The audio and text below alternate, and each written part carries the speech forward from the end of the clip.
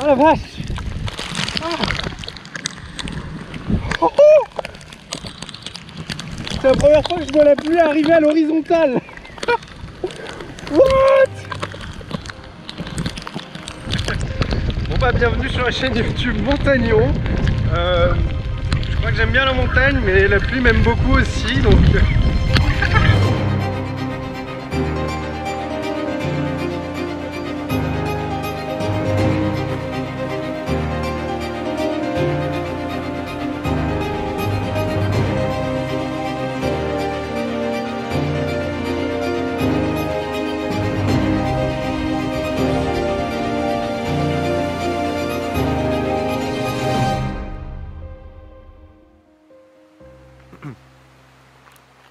J'adore l'automne.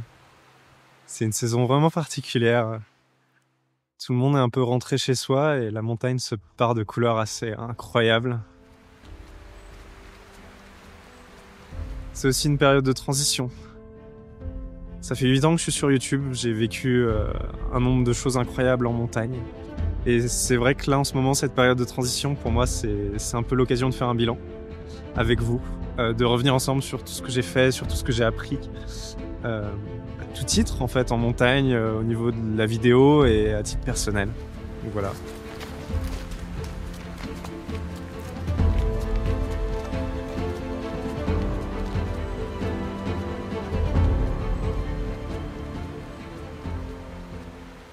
Donc aujourd'hui on est à Six-Fers à cheval. C'est le plus grand cirque montagneux des Alpes, le jumeau de Gavarnie. Il fait 4 à 5 km de long, il y a des falaises de 500 à 700 mètres de dénivelé. Et le but, c'est d'aller se balader un peu. Et de faire ça en automne parce que, mine de rien, c'est un des lieux les plus fréquentés du coin. Voilà.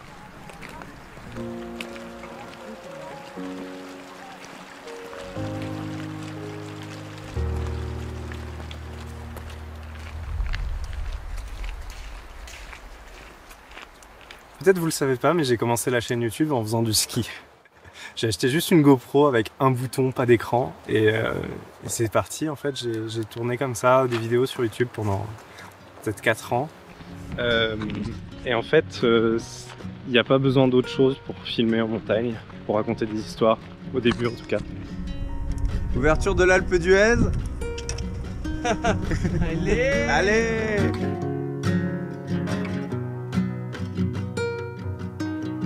Didn't even know that I was lonely. It's 2 a.m. raining on the city. À l'époque, le principal défaut de ce que je faisais, c'était que en fait, c'était juste des images avec de la musique, ça racontait pas d'histoire et c'était vraiment le truc qui manquait. Je pense que peu importe les vidéos qu'on fait, ce qu'on partage sur YouTube, le but c'est de partager des histoires, de faire vivre des choses. Enfin moi en tout cas c'est comme ça que je le perçois. Puis il y a tout un tas de petites règles qu'on peut appliquer pour faire des beaux films. J'ai trouvé un gars qui s'appelle Alistair Humphrey qui a fait un petit résumé de ce qu'il utilise lui pour ses films de micro-aventure. Et je trouve que c'est vraiment des bons conseils. Je vous mets le lien en description.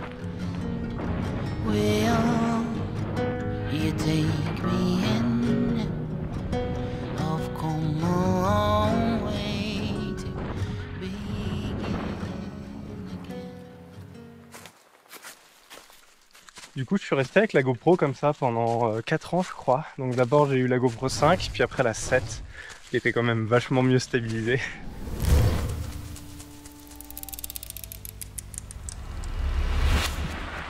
Bon bah une fois n'est pas costume, on fait l'ouverture de l'Alpe d'Huez. Hello.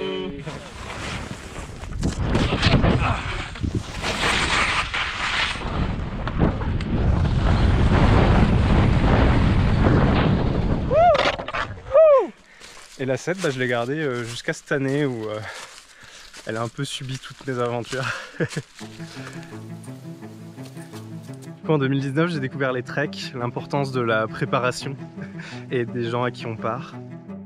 J'ai fait la traversée de la Chartreuse, le tour du Mont Blanc et c'était très beau et je me suis dit il faut que je continue en fait. C'est quoi le plus gros truc? La traversée des Alpes? Bon, l'idée est semée. Moi je continue. En 2019, j'ai découvert le plaisir de sortir des sentiers battus dans des endroits secrets un peu. Du coup, c'est peut-être là qu'il parlait de vertige, non? Des activités un peu annexes à la montagne que j'ai jamais mises sur YouTube, mais j'ai bien kiffé à faire.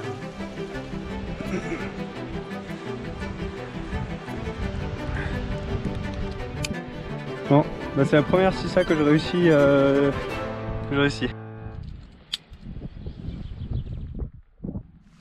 C'est un peu là qu'il y a eu une transformation où je me suis dit, ok, j'ai besoin de passer plus de temps dans la nature.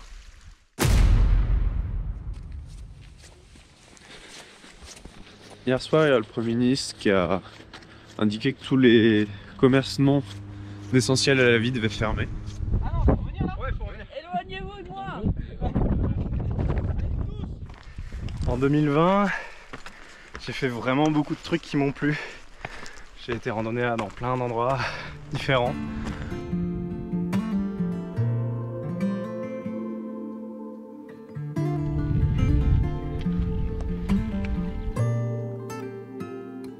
Show me a way out, give me your side of the story. Throw me a rope here, I've drifted way too far. I see it sometimes behind those kind eyes. I see it sometimes behind those kind eyes. C'est quand même épais.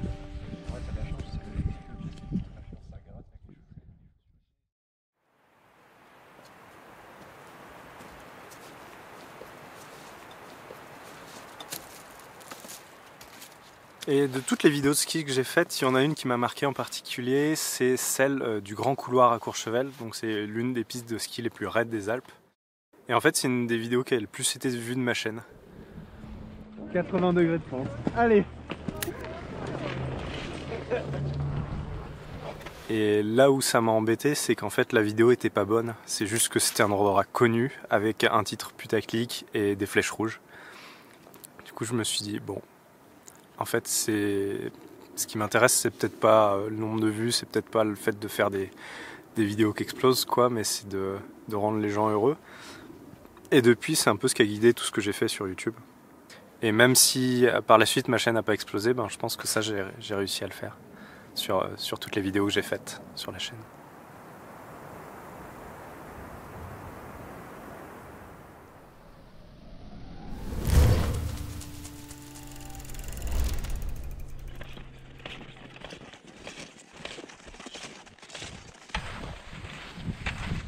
En 2021, j'ai fait un petit tour qui s'appelle le Tour de la Chartreuse. Et je crois que c'est la première vidéo qui a vraiment marché sur ma chaîne. C'était mon premier trek en solo. Sur 5 jours, je n'ai croisé personne. J'ai pu apprivoiser la solitude et la quiétude des espaces déserts, isolés. Plus tard la même année, j'ai traversé la Corse sur sa dorsale, sur le fameux Gerve. Sur ce magnifique chemin, j'ai découvert les passages techniques, et je les ai beaucoup appréciés. J'ai rencontré des conditions difficiles avec des rafales à plus de 200 sur les crêtes. J'ai vécu des moments magnifiques, des superbes levées de soleil, des journées sportives aussi. Mais j'ai un peu souffert de la surpopulation des sentiers. Secours en montagne, je vous écoute. Bonjour, on est un groupe de 6. Il y a 3 skieurs sous une avalanche. On a c'est bon là. On en a sorti un. L'hiver arrive. J'achète alors ma première caméra pour passer à un niveau professionnel. Toujours le même hiver, j'achète des skis de rando. Et avec un groupe que je ne connais pas trop, nous partons 5 jours vivre une aventure inoubliable dans un espace sauvage et isolé.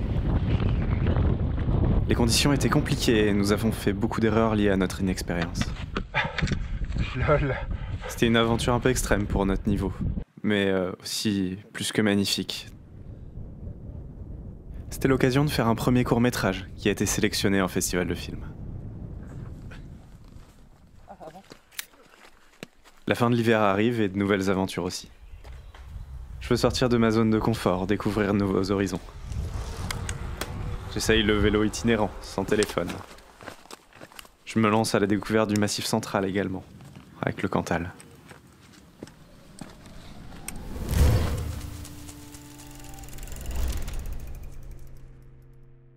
Cette année-là, j'avais encore la traversée des Alpes en tête. Mais comme j'avais jamais fait plus d'une semaine de rando et qu'il faut beaucoup de congés, bah je me suis dit que j'allais me tester sur une traversée des Pyrénées.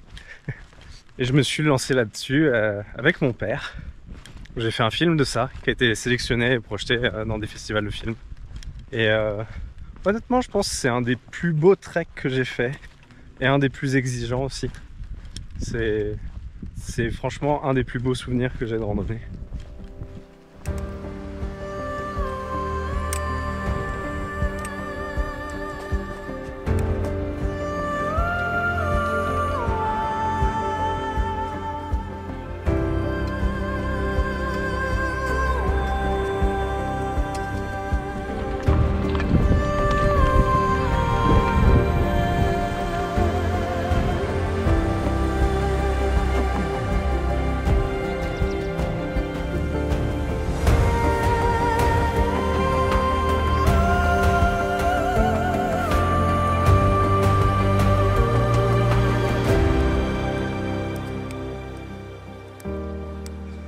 Voilà, arrivé à Hendaye, cette traversée est finie. C'était merveilleux.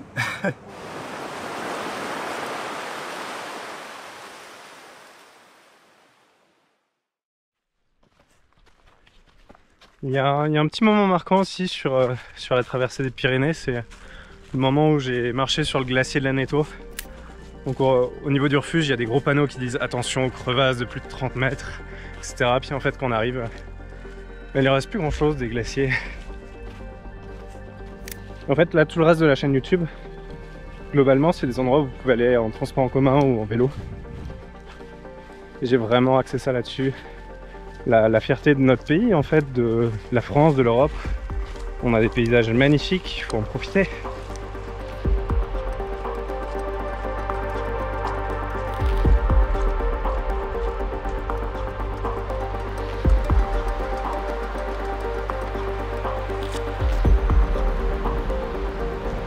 Voilà, on arrive au bout du monde où il y a une vue magnifique. Et comme quoi le bout du monde c'est aussi à côté de chez soi. Il est impressionnant ce cirque, le nombre de cascades est grand. C'est assez irréel. Je trouve qu'il y a des endroits comme ça où tu te dis ah, c'est unique au monde. Et ça l'est. Après à la HRP, j'ai continué de parcourir de magnifiques paysages, explorer de nouveaux endroits peu connus, hors sentier. J'ai vécu de beaux moments de nature, apaisants et ressourçants.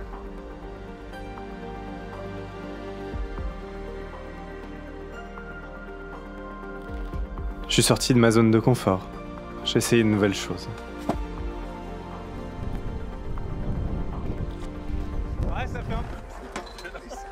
L'hiver arrive. Je m'initie au ski de rando en haute montagne et à l'alpinisme en hiver. Mais surtout, je prépare cette fameuse traversée des Alpes que j'ai en tête depuis plus de 5 ans maintenant.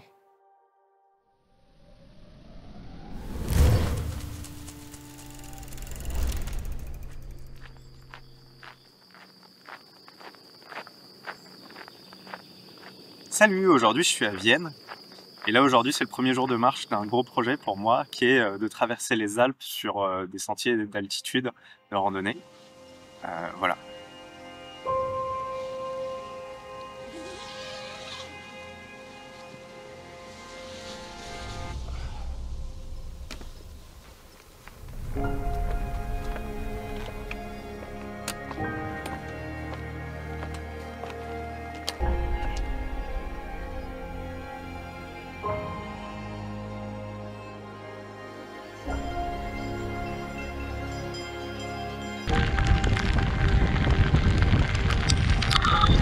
La pluie elle me lâchera pas tout le voyage. Hein. Il n'y avait rien de prévu aujourd'hui. Hein. J'ai eu très chaud je crois.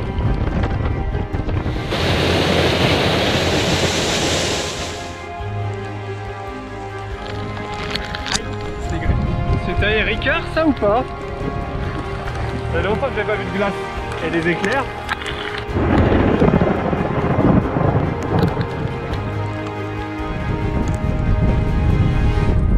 Vous avez dit soleil aujourd'hui.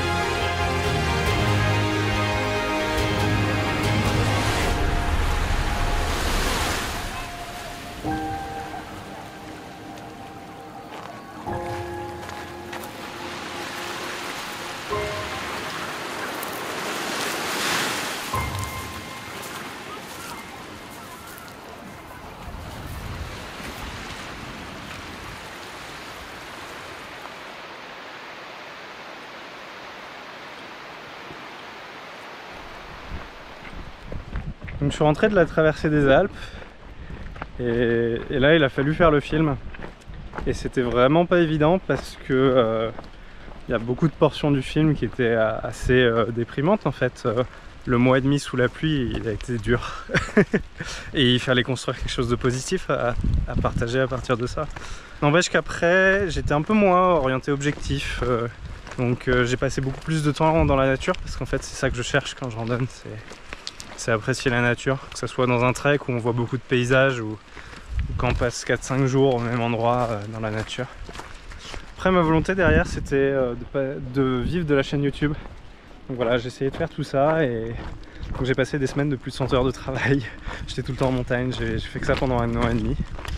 Et 1 an et demi après, en fait, mes vidéos sont pas regardées. La vérité, c'est qu'en fait, j'ai pas les codes des réseaux sociaux. YouTube a besoin d'un format assez spécifique, donc du contenu régulier. C'est mieux si on fait beaucoup de contenu simple, 1 fois par mois aussi, des contenus un peu quali, et 1 ou 2 fois par an, vraiment du contenu qui fait le cœur de la chaîne. Et moi, je fais pas les formats fréquents. Et aujourd'hui, c'est vrai qu'en fait, avec Instagram, TikTok, etc., faut faire du contenu pour ces plateformes-là pour augmenter sa visibilité. Et c'est un autre format très très court qui est vraiment aux antipodes de ce que je fais sur YouTube, qui est très contemplatif de manière générale. Voilà. Après, j'ai trouvé mon format, j'ai trouvé un mix entre un documentaire, vlog et aventure, contemplatif. Ça m'a mis un peu de temps. Mais je mets quand même beaucoup de temps à faire ces trucs-là, parce que je suis très perfectionniste. Je suis pas du tout efficace, et en fait, vouloir avoir une cadence comme ça élevée pour produire du contenu, ça correspond pas du tout à ce que j'aime faire. Et faire ça en tant que travail, en fait, je me suis rendu compte que ça m'intéressait pas tant que ça. Voilà. Donc, le bilan de cette année à 100% sur YouTube, c'est que c'est génial comme loisir, mais pas forcément comme travail.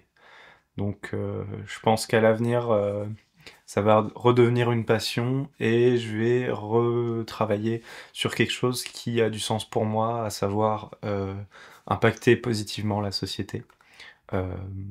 Plus que je ne le fais par mes vidéos en tout cas. Donc c'est un moment charnière pour la chaîne. Je sais pas si je vais continuer de faire des vidéos. Dans tous les cas, ça sera toujours dans le respect et la bienveillance qui sont des valeurs que je trouve merveilleuses en montagne, que je trouve qui manquent un peu parfois et j'aimerais bien continuer de les promouvoir. Les beautés des paysages à côté de chez nous aussi. J'en ai vécu des trucs avec vous. J'ai eu un impact sur beaucoup d'entre vous qui sont mis à la montagne, qui ont décidé de se lancer dans des trucs.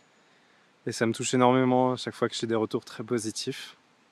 Merci beaucoup pour tous vos messages sur tous les réseaux, en commentaire, etc. Ça m'a fait vraiment chaud au cœur. Vous avez fait partie de ces aventures, vraiment, sincèrement. Je vous souhaite de beaux moments en nature, beaucoup de bonheur. Et voilà, je vous dis peut-être à bientôt ou peut-être pas. Et montagnez bien. Salut!